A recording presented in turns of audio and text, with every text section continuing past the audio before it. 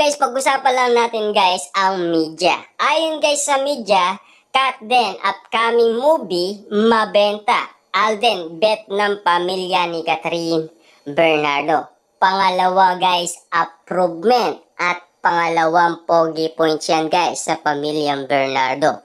Alam naman natin kasi guys, merong ibubuga si Alden Richard. Na alam naman natin guys ha, parehas silang sikat. Si Alden Richard, sikat sa GMA Network. Si Catherine Bernardo, sikat siya sa ABS-CBN. Diba? Magkaiba man guys ang kanilang network. At least, hindi naman sila guys, kumbaga, gamitan ng kanilang sarili. Hindi guys. Gusto lang sila ng mga tao.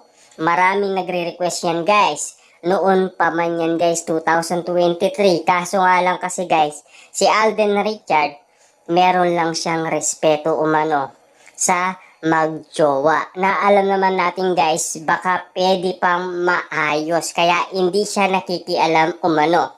Alam naman natin guys, tingnan nyo naman, mga alusos at TVJ. Nag-away yan na alam naman natin. Si Alden Richard ay nakipagtrabaho din sa Itbulaga. Diba? Naging boss niya rin ang mga alusos at kasama niya sa trabaho ang TVJ. Malaking respeto ang ginawa ni Alden Richard. Kita nyo naman guys, no? Alam naman natin guys kung sino ang nire-respeto ni Alden Richard at kung hindi. Diba? Alam naman natin guys, si Alden may puso yan talaga. Diba? Mapagkumbabayan. At lalong-lalo na guys, may takot yan sa Diyos. Hindi yan katulad ng iba.